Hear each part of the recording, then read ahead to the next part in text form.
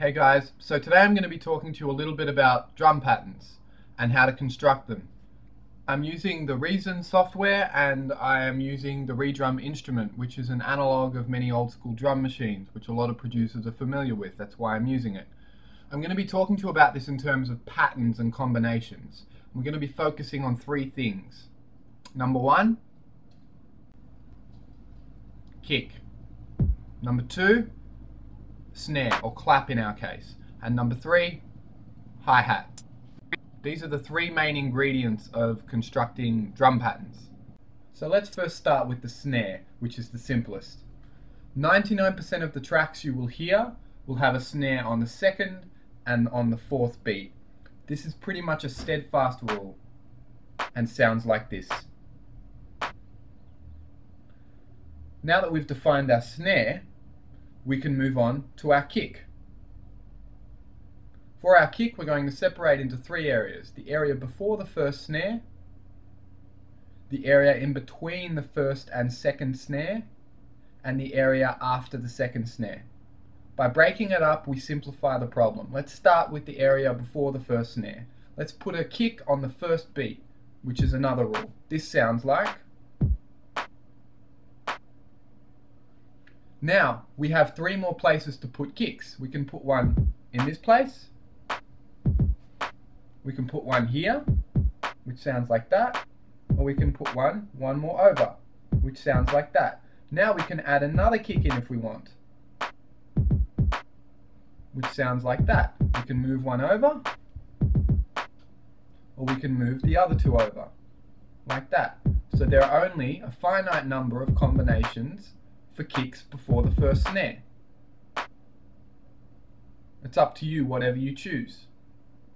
I choose this pattern, which sounds like... So next, let's move on to the middle section. This is much larger and much more complicated, so there are a lot more combinations. But let's start off by putting a single kick, which sounds like that. We can move it around,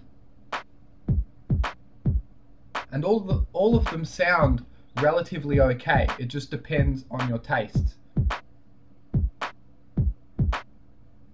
Once we've added one, if we want to add another, we can use two, and then move them around to see which ones sound best to our ears.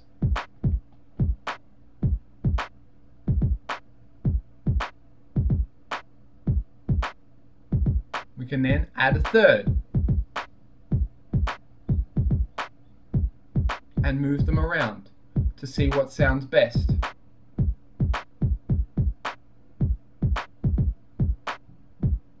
Now we add in a fourth. I wouldn't recommend adding more than 5 kicks because it can tend to sound a little muddled if you add more than 5. So, let's say I want to use this pattern here, which sounds like that. Having chosen that, let's move on to the last area after the second snare. We can put a kick here, or we can move it over, or we can move it over one more, or we can put 2, and that sounds like that. And it's all about seeing all the different combinations you can choose.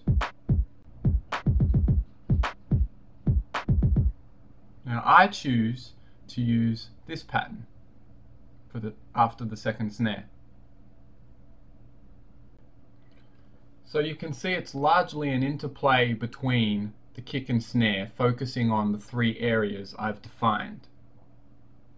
This pattern sounds like... So now, having defined that pattern, let's move on to the hi-hat. Now we want to space our hi-hats equally across the board to start with. This sounds like... We can then focus on adding different elements by adding a few soft notes to add a bit of accents on the offbeats. Makes it sound more natural. Now we can focus on adding in more hi-hat notes in between the notes being played to give it a bit more flavor. while still keeping the rhythm. We can then focus on taking out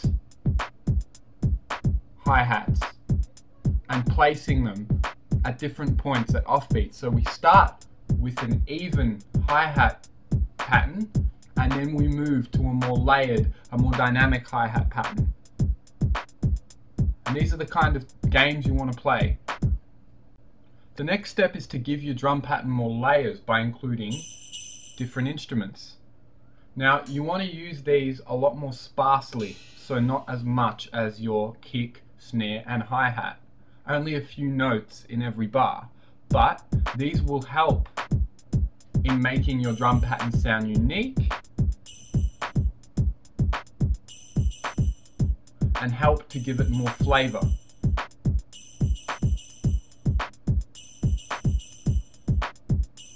So you can see I've now constructed a drum pattern from nothing using these rules.